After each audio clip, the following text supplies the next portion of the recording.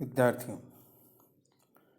BA भाग प्रथम के प्रथम प्रश्न पत्र के अंतर्गत हम वणिकवाद और प्रकृतिवाद का अध्ययन पूर्व के वीडियो में कर चुके हैं।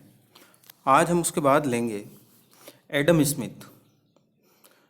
जैसा कि हमें पता है कि जो प्रतिष्ठित विचारधारा थी, जो क्लासिकल इकोनॉमिक्स, वो आप लोगों के कोर्स में नहीं है, लेकिन जो प्रतिष्ठित अर्थशास्त्र था उसके अंतर्गत, यानी प्रतिष्ठित विचारधारा जो थी, उसका जन्म 18वीं शताब्दी के उत्तरार्ध में एवं 19वीं शताब्दी के पूर्वार्ध के मध्य हुआ था।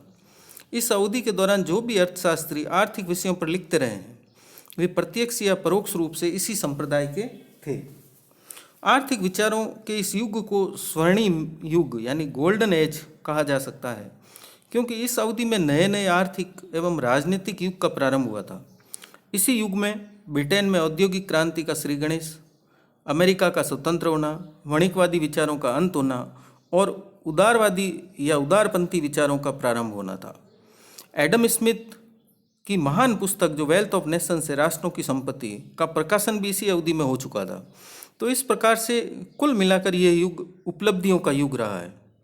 एडम स्मिथ से पूर्व भी आर्थिक सिद्धांतों का अस्तित्व था, आर्थिक समस्याएं थी और इन समस्याओं के हल के लिए उपाय भी किए गए थे। परंतु जो बात एडम स्मिथ की पुस्तक वेल्थ ऑफ नेशंस में देखने को मिलती है, वह इससे पूर्व के विचारकों में नहीं मिलती है। यही कारण है कि एडम स्मिथ को इस संप्रदाय का संस्थापक माना जाता है। प्रतिष्ठित विचारधारा दीर्घकाल तक प्रचलित रही है।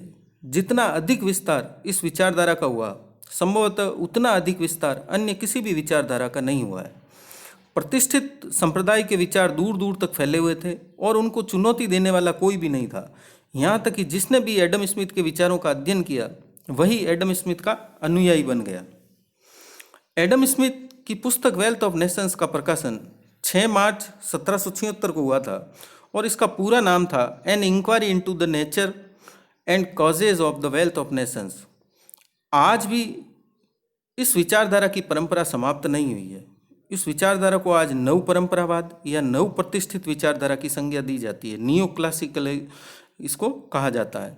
इस नवीन विचारधारा के प्रमुख प्रणेता, जैसा कि हम माइक्रो इकोनॉमिक्स में पढ़ चुके हैं, प्रोफेसर मार्शल को, उनको माना जाता है।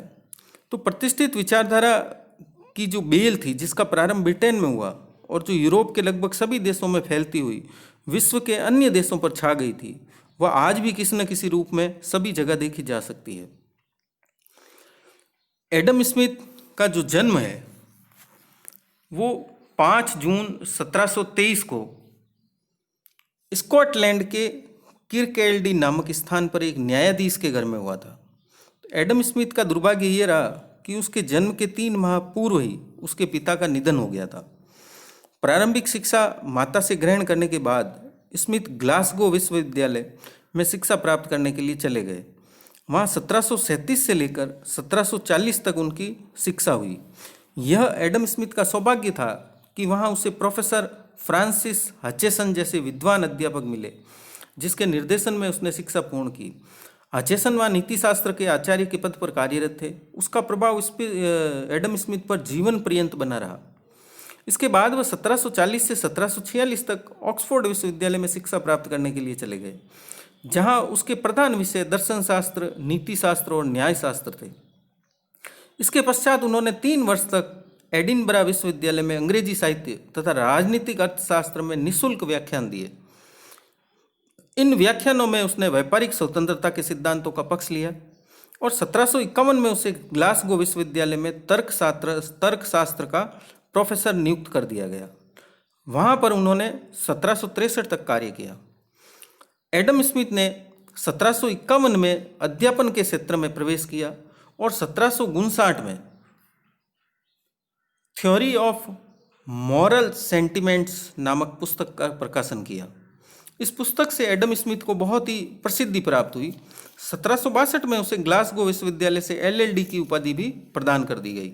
स्मिथ नीति शास्त्र का शिक्षक था। इस विषय पर उसने तन मन धन से काम किया। चार्ल्स टाउनसेंड, जो उस समय का प्रसिद्ध एक राजनीतिक नेता था, theory of moral sentiments book से काफ़ी प्रभावित हुआ और स्मिथ को उसने 1763 में ऊंचे वेतन पर ड्यूक ऑफ बिक्लुच का निजी शिक्षक नियुक्त कर दिया। 1764 में उसने अध्यापन का कार्य छोड़ दिया और ड्यूक के साथ यूरोप का भ्रमण करने चला गया। फ्रांस में वह तुर्गो और वॉल्टेयर के संपर्क में आया। यही नहीं, फ्रांस के वारसाई में केने के निवास पर उसने वार्तालाप में भाग भी लिया, जिसका प्रभाव उस पर हमेशा बना रहा। 1766 में यूरोप के भ्रमण से लंदन वापस लौट आया। ऐसा कहा जाता है कि स्मिथ ने वेल्थ ऑफ नेशंस को फ्रांस में ही लिखना प्रारंभ कर दिया था। कुछ लोगों का मत है कि उसने इस पुस्तक को 1772 में लिखना प्रारंभ किया और 4 वर्षों के अथक प्रयास के बाद 1776 में उसकी पुस्तक का प्रकाशन हुआ। पुस्तक के प्रकाशन के साथ ही उसे अर्थशास्त्र का जनक, फादर ऑफ इकोनॉमिक्स कह करके संबोधित किया जाने लगा। 1778 में स्मिथ को स्कॉटलैंड में सीमा शुल्क कमिश्नर के पद पर नियुक्त किया गया और जीवन के शेष समय में वह उसी पद पर कार्य करता रहा। 17 जुलाई 1790 में 67 वर्ष की आयु में उसकी मृत्यु हो गई। जीवन के अंतिम दिनों में एडम स्मिथ की दशा दार्शनिकों जैसी थी। वह अपने कमरे में आग की अंगीठी के पास सीधे खड़े होकर एक साथ 3-3 टाइपिस्टों को अलग अलग विषयों पर धारा प्रवाह नोट्स लिखाया करता था। वह कभी कभी यह भी कहने लगा था कि मैं स्वर्गीय आत्माओं से बात करता हूँ। वह अपने भुलक्कड़पन के लिए भी विख्यात था। एक बार उसने रोटी और मक्खन डालकर चाय बनाई थी और फिर कहने लगा कि आज चाय ठीक नहीं बनी। एडम स्मिथ लंबा अवश्य था, परंतु वह सुंदर नहीं था। बात बात में उसका सर हिलने लगता था। वह विचारों में मगन मीलों दूर तक चला जाता था। तो वास्तव में एडम स्मिथ एक महान दार्शनिक, महान चिंतक तथा महान अर्थशास्त्री था। आर्थिक विचारों के इतिहास में उसका केंद्रीय स्थान है। उसे युग प्रवर्तक भी कहा जाता है।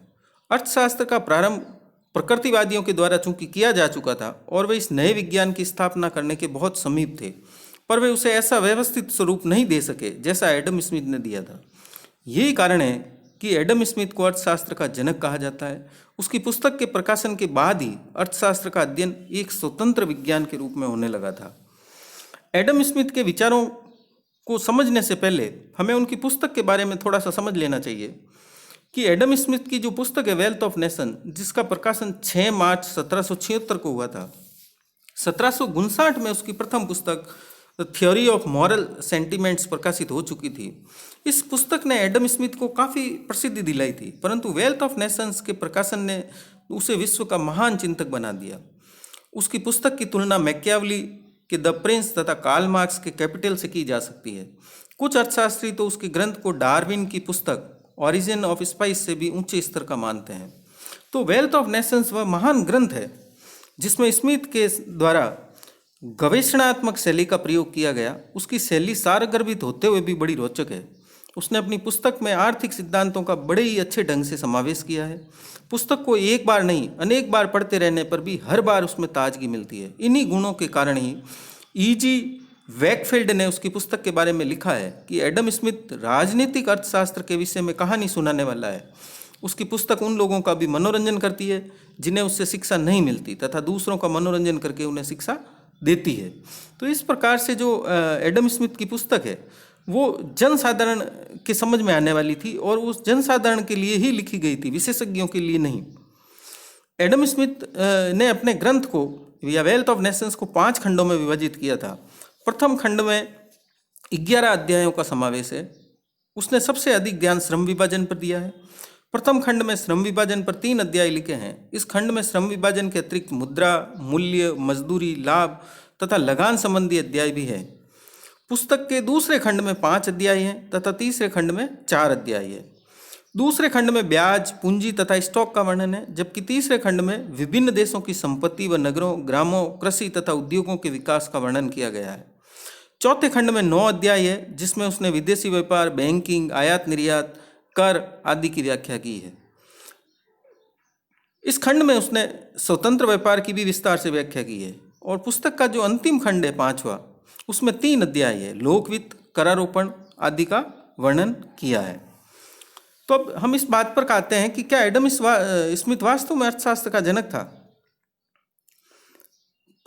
आज भी इस बात पर विवाद चल रहा है कि क्या एडम स्मिथ वास्तव में अर्थशास्त्र का जनक था या नहीं। कुछ लोग एडम स्मिथ को अर्थशास्त्र का जनक कहते हैं तो कुछ लोग इस बात पर आपत्ति भी करते हैं। वे कहते हैं कि एडम स्मिथ को अर्थशास्त्र का जनक नहीं कहा जा सकता क्योंकि उसने पूर्ववर्ती विद्वानों कि यत्र तत्र जो बिखरे हुए विचार थे उनका संग्रह करने का कार्य किया है। उसने ऐसा कोई मौलिक विचार नहीं दिया जो इससे पूर्व न दिया गया हो। इस मतभेद के संबंध में अलग अलग विचारकों के अलग अलग मत हैं, जिनमें से हम कुछ के लेते हैं। हम सबसे पहले अलेक्जेंडर ग्रे का लेते हैं कि वो कहते हैं कि एडम स्मिथ राजनीतिक अर्थशास्त्र का संस्थापक व आविष्कारक नहीं था। वह इतना इसलिए कर सका कि उससे पहले बहुत कुछ किया जा चुका था। वणिकवादियों के विचारों में त्रुटियां होते हुए भी वे सभी प्रकार की आर्थिक समस्याओं का विवेचन कर चुके थे। वह युग आर्थिक विचार विमर्श का युग था। इसमें कोई संदेह नहीं है कि उसमें एडम स्मिथ के अतिरिक्त कोई भी अन्य उद्यमी प्रकृतिवादियों, डेविड ह्यूम तथा अन्य कुछ लोगों के विचारों से वेल्थ ऑफ नेशंस के अधिकतर भाग का निर्माण कर सकता था।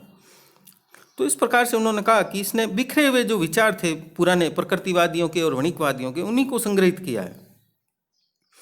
जी डेवरिस्ट का अगर हम अध्ययन करें तो हमें पता लगेगा कि उन्होंने परस्पर विरोधी बातें कही है। एक स्थल पर वे लिखते हैं कि केने और उसके जो अनुयायी हैं को अर्थशास्त्र का वास्तविक संस्थापक मानना चाहिए, और एक अन्य स्तर पर वे लिखते हैं कि प्रकृतिवादियों की जो मौलिक विचार शक्ति के बाद भी उसको इस विज्ञान का अप्रदूत ही कहा जा सकता है। यह अब सर्वसम्मति से निश्चित हो चुका है कि एडम स्मिथ ही अर्थशास्त्र का सच्चा संस्थापक था। कुछ विद्वान एडम स्मिथ को अर्थशास्त्र का जनक तथा मौलिक विचारक मानते हैं, तो कुछ विद्वान इसे इस रूप में स्वीकार करने को तैयार नहीं है। लेकिन इतना अवश्य कहा जा सकता है कि एडम स्मिथ से पूर्व भी आर्थिक विचारों व सिद्धांतों का उल्लेख कहीं कहीं मिलता है, परंतु एडम स्मिथ से पूर्व के विद्वान अपने विचारों को व्यवस्थित एवं वैज्ञानिक स्वरूप प्रदान नहीं कर सके थे, जबकि एडम स्मिथ ने सर्वप्रथम ऐसा किया। इसके अतिरिक्त अर्थशास्त्र के क्षेत्र में एडम स्मिथ का महत्वपूर्ण योगदान रहा है।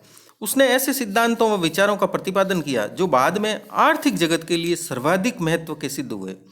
हम एडम स्मिथ को अर्थशास्त्र का जनक इसलिए भी कह सकते हैं क्योंकि उसने अनेक छोटे बड़े विचारों एवं सिद्धांतों का बीजारोपण किया था। भले ही समयाभाव के कारण वह उन विचारों एवं सिद्धांतों का विकास न कर सका, परंतु बाद के अर्थशास्त्रियों ने उसके इन्हीं विचारों के आधार पर उन सिद्धांतों का विकास कर लिया जिन्हें स्मिथ दे चुका था। तो एडम स्मिथ एक ऐसा किसान था जिसने खेत में स्वयं हल चलाया और यह भी निर्णय लिया कि खेत में कैसा बीज बोया जाए।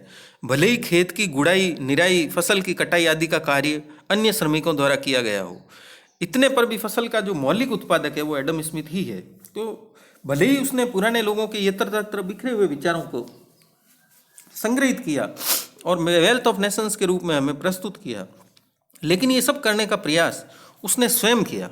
इसलिए हम एडम स्मिथ को अर्थशास्त्र का जनक कह सकते हैं। तो आज मैंने आप लोगों को इस वीडियो के माध्यम से एडम स्मिथ और उनकी पुस्तक वेल्थ ऑफ नेशंस की सामान्य जानकारी दी है। इसके बाद के वीडियो में हम एडम स्मिथ के विचारों और एडम स्मिथ पर किस प्रकार से किन किन विचारकों का प्रभाव पड़ा है उनका भी अध्ययन करेंगे।